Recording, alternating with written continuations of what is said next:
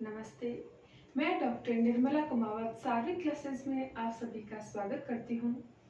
आज हम पढ़ेंगे भारतीय काव्य शास्त्र। भारतीय काव्य शास्त्र का टॉपिक है काव्य हेतु।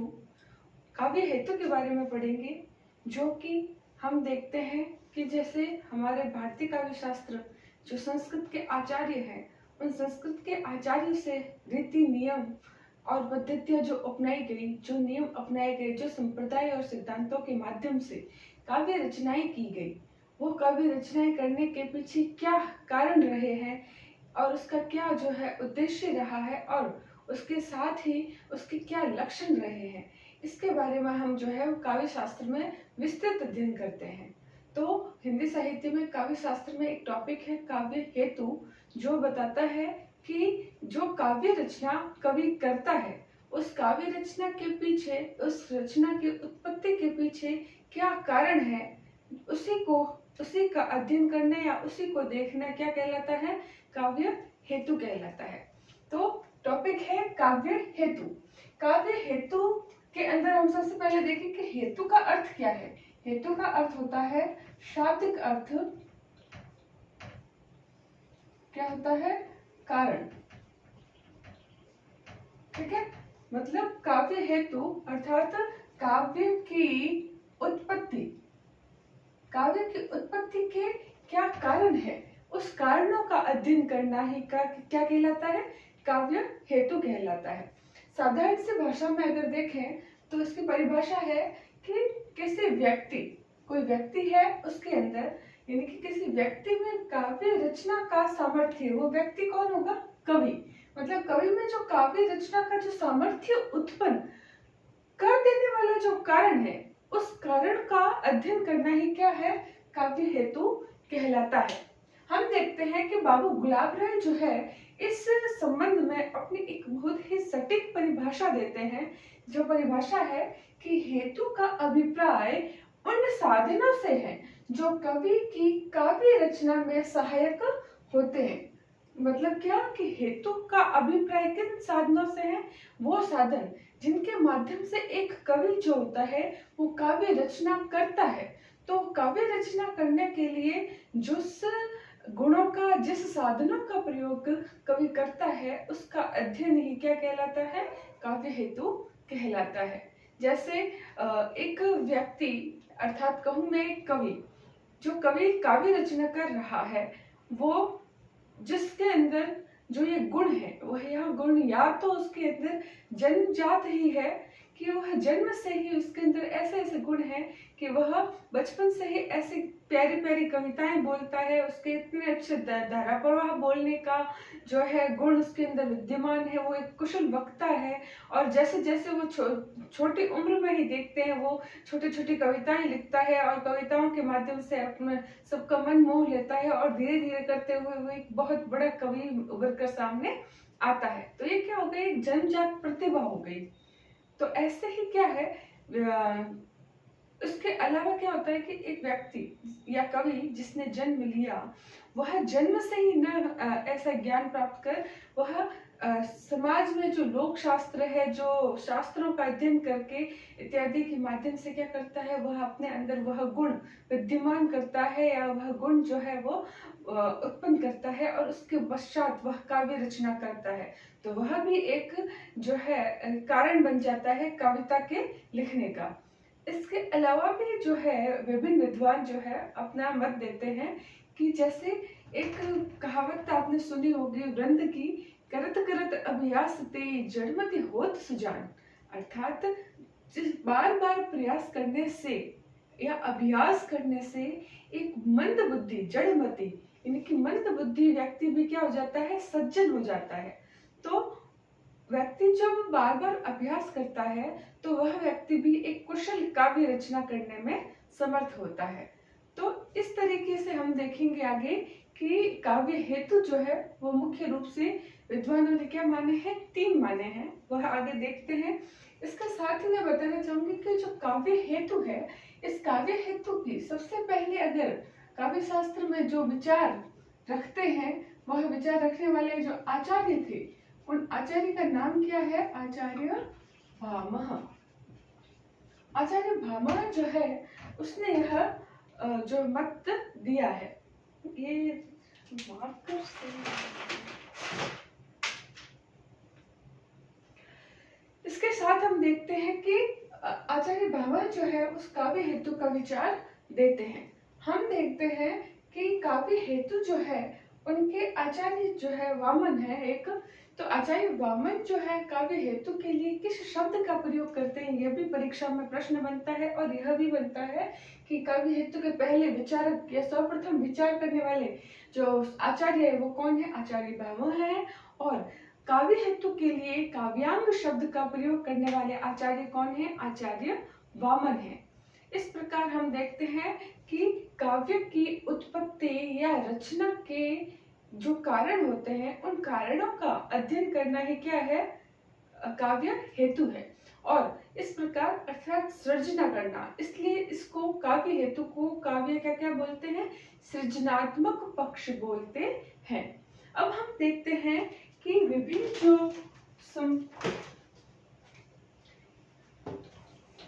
विभिन्न समीक्षक जो है संस्कृत के जो आचार्य है ये अपने अपने अनुसार अलग अलग काव्य हेतु मानते हैं। तो मुख्य रूप से जो काव्य हेतु माने जाते हैं वो माने जाते हैं, 3 प्रकार के काव्य हेतु माने जाते हैं। ये मार्क ठीक नहीं है।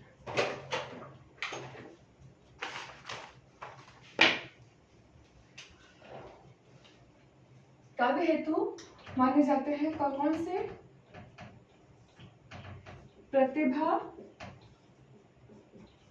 व्युत्पत्ति और अभ्यास। तो विभिन्न समीक्षक जो है वो इन 3 काव्य हेतुओं का जो है वो बताते हैं या इन 3 काव्य हेतुओं को मानते हैं। तो अलग अलग विद्वान अलग अलग मत देते हैं। जैसे पहले जो उसके सर्वप्रथम जो विचारक है उसका नाम मैंने क्या बताया था आपको, आचार्य भामह। आचार्य भामह जो है वो काव्य हेतु जो है वो किस काव्य हेतु के कितने प्रकार मानते हैं, 3 प्रकार मानते हैं। कौन कौन से, प्रतिभा, व्युत्पत्ति और अभ्यास। जिसमें भी उनकी एक पंक्ति जो है वो है कि भामह ने प्रतिभा को अनिवार्य और महत्वपूर्ण काव्य हेतु माना है। इसके अलावा इनका जो है प्रतिभा के लिए एक श्लोक है, क्या है,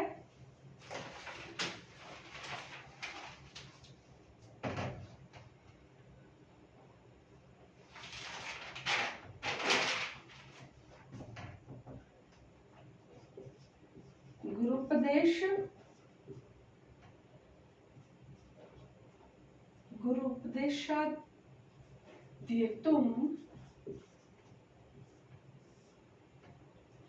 शास्त्रम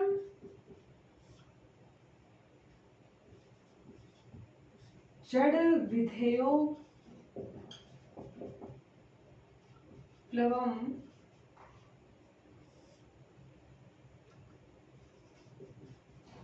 काव्यम तु जायते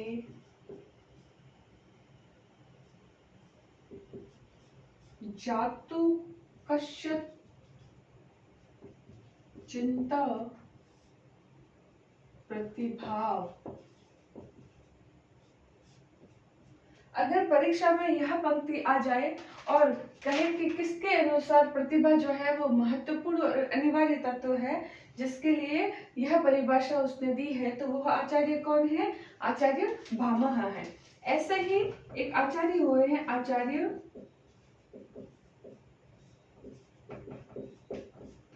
दंडी। आचार्य दंडी जो है वो भी कितने काव्य हेतु मानते हैं, 3 काव्य हेतु मानते हैं। पहला है नैसर्गिक प्रतिभा, दूसरा है श्रेष्ठ शास्त्रों का ज्ञान, अर्थात क्या है, व्युत्पत्ति। और तीसरा है अभ्यास को आनंद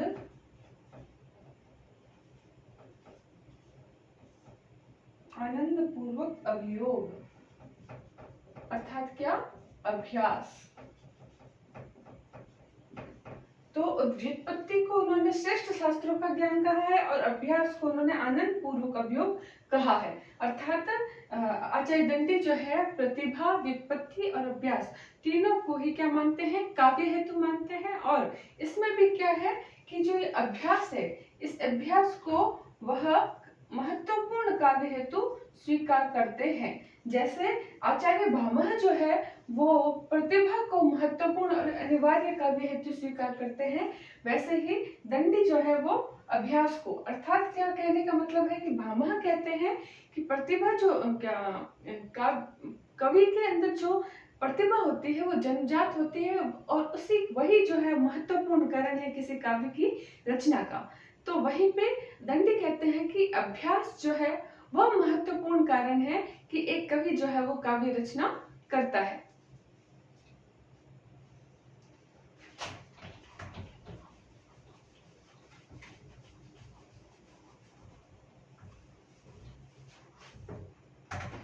तीसरा मत जो देखते हैं हम आचार्य वामन का। आचार्य वामन जो है वो क्या कहते हैं, काव्य बीजम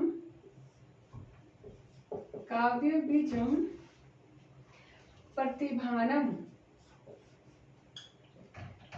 अर्थात क्या मतलब है, प्रतिभा ही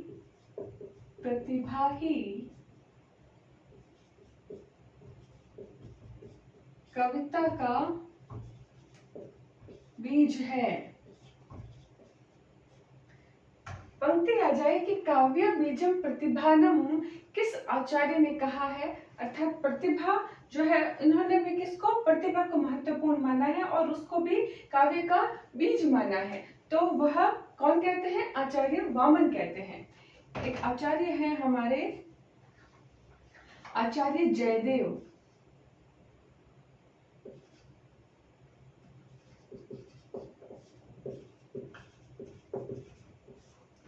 आचार्य जयदेव का क्या मत है, आचार्य जयदेव जो है उस वामन का जो ये मत है, इस वामन के मत का समर्थन करते हैं, मत का समर्थन करते हैं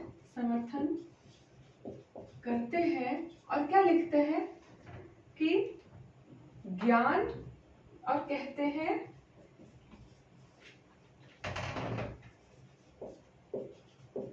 कि ज्ञान और अभ्यास, ज्ञान मतलब व्युत्पत्ति और अभ्यास, ज्ञान और अभ्यास दोनों क्या है, प्रतिभा रूप बीज को अंकुरित करने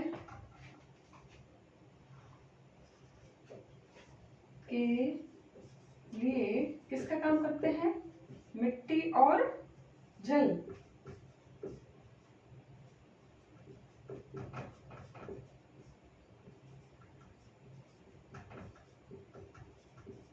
जल तले होते हैं।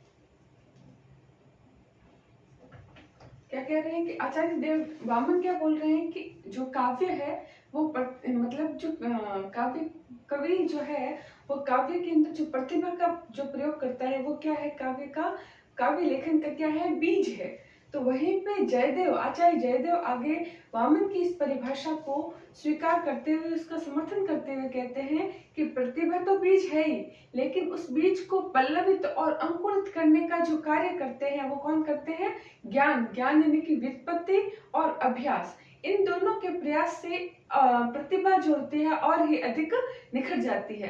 तो मुख्य रूप से इन्होंने भी क्या माना है, प्रतिभा को माना है और साथ ही इन दोनों का भी समर्थन किया है।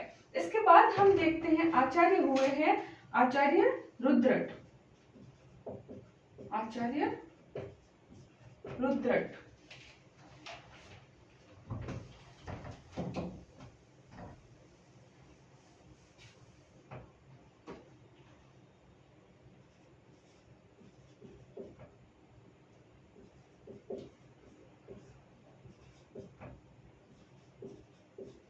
आचार्य रुद्रट ने क्या कहा है? आचार्य रुद्रट क्या बोलते हैं कि प्रतिभा, व्युत्पत्ति और अभ्यास तीनों को ही स्वीकार करते हैं। आचार्य रुद्रट ने भी किसको? प्रतिभा, व्युत्पत्ति और अभ्यास तीनों की सत्ता को स्वीकार किया है। और इसके साथ ही ये जो प्रतिभा है, इस प्रतिभा को आचार्य रुद्रट क्या कहते हैं? शक्ति नाम से संबोधित करते हैं या शक्ति कहते हैं। फिर क्या आते हैं? अगले आचार्य है आचार्य आनंदवर्धन। आनंदवर्धन जो ध्वनिवादी आचार्य हुए हैं आनंदवर्धन, उनका मत क्या है? वो क्या कहते हैं कि प्रतिभा, ये परिभाषाएं अक्सर परीक्षाओं में पूछी जाती है, इसलिए मैं कोई गलती ना हो तो एक एक अक्षर लिख रही हूं। प्रतिभा को प्रमुख काव्य हेतु स्वीकारा किसने? आनंदवर्धन ने। और उन्होंने क्या कहा कि इनकी दृष्टि में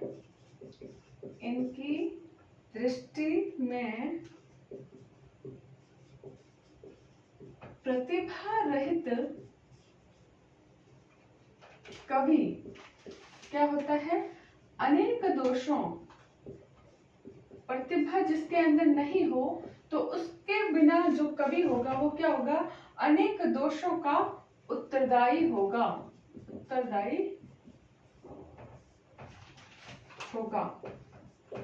तो इसका मतलब क्या हुआ कि आचार्य वामन ने भी प्रतिभा काव्य हेतु को प्रमुख माना और उन्होंने कहा कि इसके बिना एक कोई कवि है तो कई दोषों का भागीदारी माना जाता है।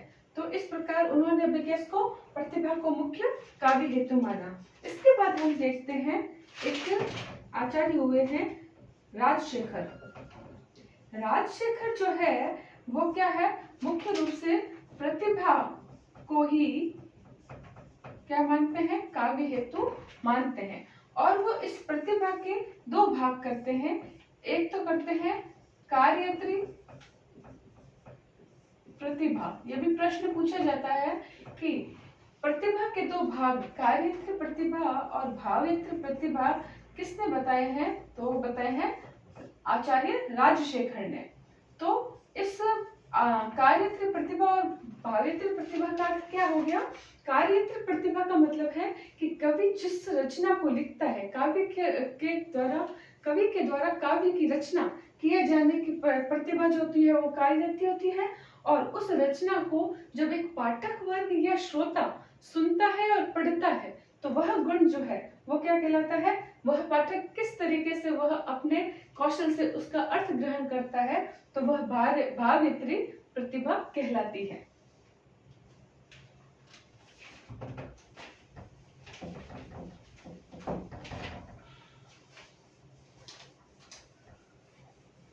इसके साथ ही हम अगले आचार्य देखेंगे। अगले आचार्य का नाम है आचार्य मम्मट। आचार्य मम्मट ने भी कितने काव्य हेतु स्वीकार किए हैं? 3 स्वीकार किए हैं, जिसके अंदर वे प्रतिभा को क्या कहते हैं? प्रतिभा को शक्ति, व्युत्पत्ति को निपुणता अर्थात ज्ञान प्राप्त और अभ्यास ही स्वीकार करते हैं। तो आचार्य मम्मट ने प्रतिभा को शक्ति कहा है, व्युत्पत्ति को निपुणता कहा है और अभ्यास को अभ्यास कहा है। तो एक कवि के अंदर ये तीनों जो है ये जो काव्य रचना की जाती है, ये तीनों ही कारण जो है वो उत्तरदायी होते हैं। ये किसका मानना है? आचार्य मम्मट का मानना है। इसके अलावा एक आचार्य हुए हैं आचार्य भट्टतोत। आचार्य भट्टतोत जो है वो एक परिभाषा देते हैं, प्रज्ञा नवोन्मेष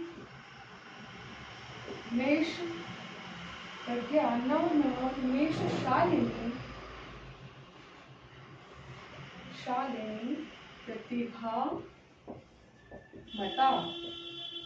अर्थात मतलब क्या है कि नए नए विचारों का उन्मूलन करने वाली शक्ति, या कहेंगे प्रज्ञा मतलब बुद्धि। नए नए विचारों का उन्मूलन करने वाली शक्ति, प्रज्ञा या बुद्धि को क्या कहते हैं? काव्य हेतु कहते हैं। फिर है अगला कुंतक। आचार्य कुंतक जो है इस प्रतिभा को, जो ये प्रतिभा है, इसके बारे में क्या कहते हैं कि प्रतिभा क्या है? आचार्य भट्टतोत ने प्रतिभा को क्या नाम दिया? ये आचार्य जो है ये मुख्य रूप से प्रतिभा के बारे में अपने मत देते हैं। किसके बारे में? प्रतिभा के बारे में। तो भट्टतोत जो है वो मत देते हैं कि नए नए विचारों का उन्मूलन करने वाली शक्ति क्या कहलाती है? प्रतिभा कहलाती है। ठीक है। ऐसे ही कुंतक कहते हैं कि प्रतिभा ने इसे पूर्ण जन्म का संस्कार कहा है। कुंतक ने प्रतिभा को क्या कहा है? पूर्ण जन्म का संस्कार कहा है। प्रश्न आते हैं कि किस आचार्य ने कहा कि प्रतिभा जो है वो पूर्ण जन्म का संस्कार है? तो कुंतक है। किसने कहा है कि नए नए विचारों का उन्मूलन करने वाली शक्ति प्रतिभा है? तो भट्टतोत है। ऐसे एक आचार्य है महिम भट्ट जो है वो प्रतिभा को क्या स्वीकार करते हैं? प्रतिभा को कवि का तृतीय नेत्र स्वीकार करते हैं।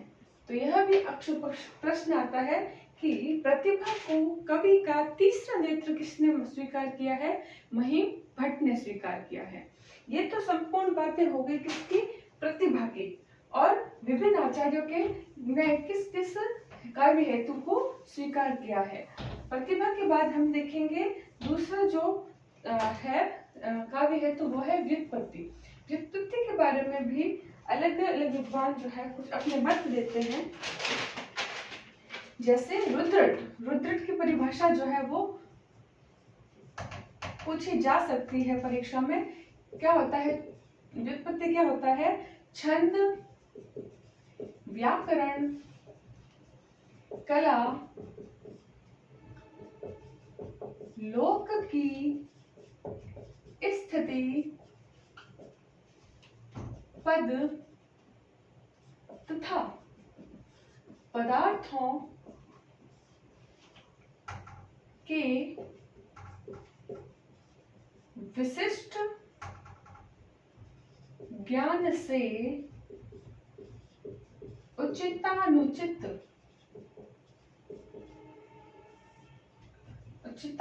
विवेकपूर्ण ज्ञान की प्राप्ति को क्या कहते हैं? व्युत्पत्ति कहते हैं। वहीं पे आचार्य मम्मट जो है, मैंने आपको बताया था आचार्य मम्मट ने प्रतिभा को शक्ति स्वीकार किया है, व्युत्पत्ति को निपुणता स्वीकार किया है। तो आचार्य मम्मट क्या बोलते हैं कि उन्होंने उसको व्युत्पत्ति को निपुणता बोला है, निपुणता कहा है। और उसके बारे में क्या लिखते हैं कि उनके अनुसार क्या है? उनके अनुसार लोक और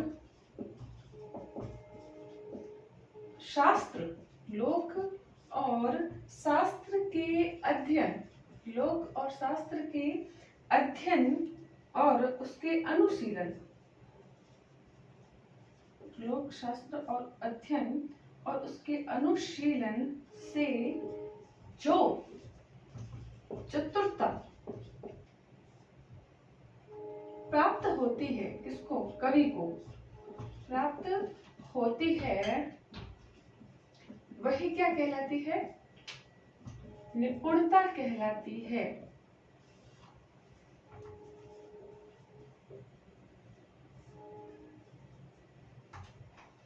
तो इस प्रकार हम देखते हैं।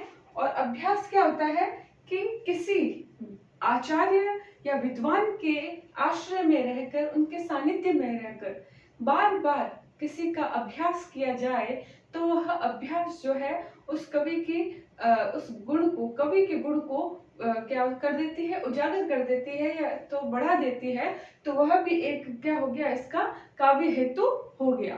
तो इस प्रकार विद्वान जो है वो मुख्य रूप से प्रतिभा को लेकर, तो हमने एक बात ये देखी कि अभ्यास के बारे में एक जो आचार्य हुए हैं, आचार्य दंडी, वह जो है इसको क्या मानते हैं, मुख्य काव्य हेतु मानते हैं। व्युत्पत्ति के बारे में दो मत है, एक तो यह कि रुद्रट ने कहा है और मम्मट ने इसको क्या बोला है, निपुणता बोला है। ठीक है, इसके बाद में हम देखते हैं प्रतिभा। एक और बात है कि प्रतिभा जो है इसको, जैसे मैंने आपको बताया था,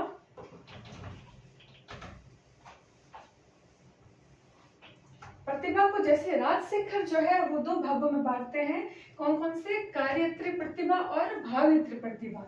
ऐसे ही आचार्य रुद्रट जो है, रुद्रट भी प्रतिभा के दो भाग करते हैं। दो भाग कौन कौन से, कौन कौन से, दो भाग, साधना प्रतिभा और उत्पाद्या। साधना प्रतिभा और उत्पाद्य प्रतिभा में क्या अंतर है?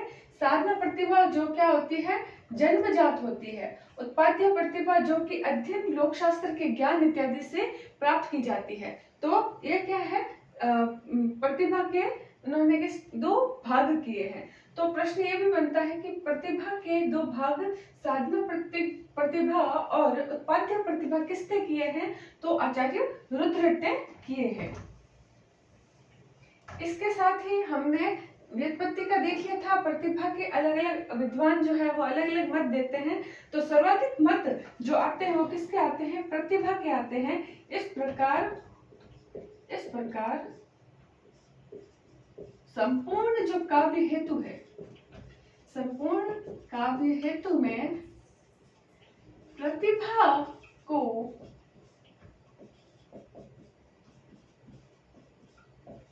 सर्व प्रमुख काव्य हेतु स्वीकार किया गया है, स्वीकार किया गया है। अर्थात क्या कि प्रतिभा को सर्वाधिक आचार्य जो है वो मुख्य काव्य हेतु स्वीकार करते हैं। तो मुख्य काव्य हेतु स्वीकार करने के कारण हम देखते हैं कि अगर देखा जाए तो प्रमुख जो काव्य हेतु है वह प्रतिभा है, और उसके साथ ही व्युत्पत्ति और अभ्यास जो है उस प्रतिभा को बढ़ाने का कार्य करती है। इसके आगे मैं एक वीडियो लेके आऊंगी जिसमें पाश्चात्य विद्वान और हिंदी के कुछ विद्वान जो है वो अपना क्या क्या काव्य हेतु के लिए मत देते हैं, वह अक्सर जो है वो परीक्षा में पंक्तियां पूछी जाती है। तो वह एक छोटी सी वीडियो जो है वो सेकंड भाग में मैं लेकर आऊंगी। धन्यवाद।